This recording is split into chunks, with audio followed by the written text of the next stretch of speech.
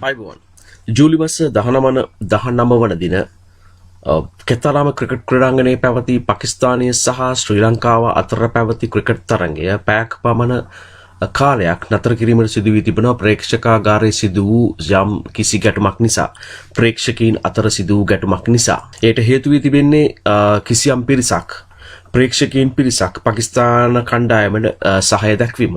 අත වශයෙන්ම මම දශක දෙකක පමණ කාලයක් ශ්‍රී ලංකාවෙන් පිට ජීවත් වෙන මිනිහෙක්.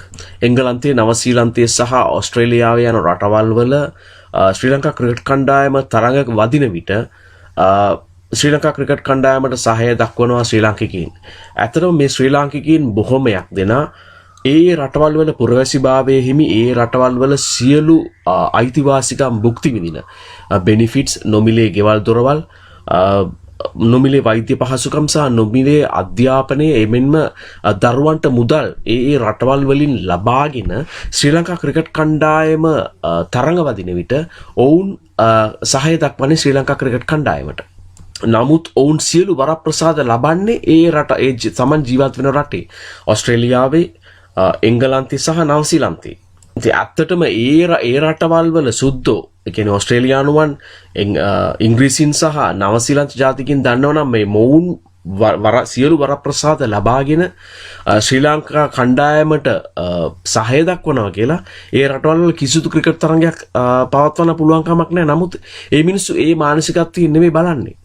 තමන් ඉපදුණු රටේ සමහරට තමන් දැනට පදිංචි වෙලා ඉන්න පුළුවන් වෙන රටක වෙන රටක පුරවැසිභාවයක් හිමි වුණත් තමන්ගේ මව් රටට සහාය දැක්වීමේ අයිතිය තිබෙන බව ඔවුන් පිළිගන්නවා. ඉතින් ඒ වගේම මම දන්න තරමින් පාකිස්තානු ජාතිකයින් ශ්‍රී ලංකාව තුළ විශාල ප්‍රමාණයක් ජීවත් වෙන ඔවුන් හඳුන්වන්නේ මේමන්වරු කියලා.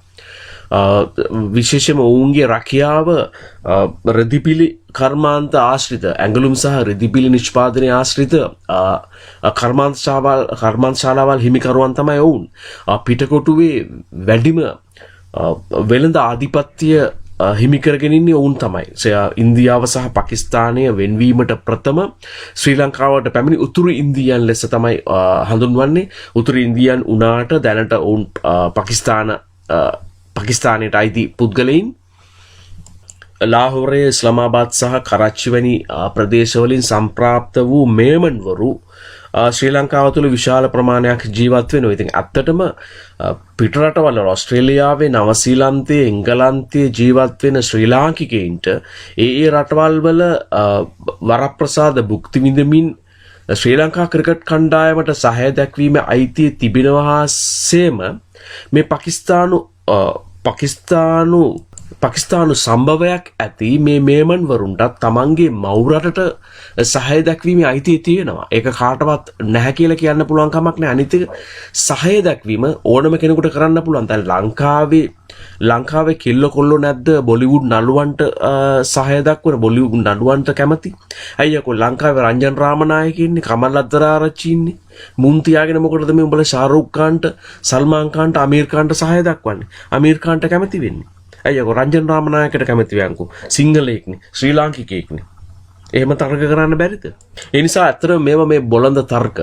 නවසීලන්තයේ ඕස්ට්‍රේලියාවේ සහ එංගලන්තයේ ජීවත් වෙන ශ්‍රී ලාංකිකයින්ට ඒ රටවල් වල සියලු වරප්‍රසාද ලබාගෙන බෙනිෆිට්ස් සතිපතා මුදල් නොමිලේ ගෙවල් දොරවල් නොමිලේ දරුවන්ට අධ්‍යාපනය සහ දරුවන්ට සතිපතා මුදල් ලබාගෙන ශ්‍රී ලංකා ක්‍රිකට් කණ්ඩායම පැමිණියොත් ශ්‍රී ලංකා ක්‍රිකට් කණ්ඩායමට සහාය දැක්වීමේ අයිතිය තියෙනවා හා සේම ශ්‍රී ලංකාවේ ජීවත් වෙන මේමන්වරුන්ටත් පාකිස්තානු සම්භවයක් ඇති මේමන්වරුන්ටත් පාකිස්තානයට සහාය දැක්වීමේ අයිතිය තියෙනවා. ඒක අපි පිළිගත යුතුයි. අනිත් එක මේක ක්‍රීඩාවක්. මේක මේ යුද්ධයක් නෙවෙයි. රටවල් දෙකක් අතර පවතින යුද්ධයක් නෙවෙයි. මේක ක්‍රීඩාවක්.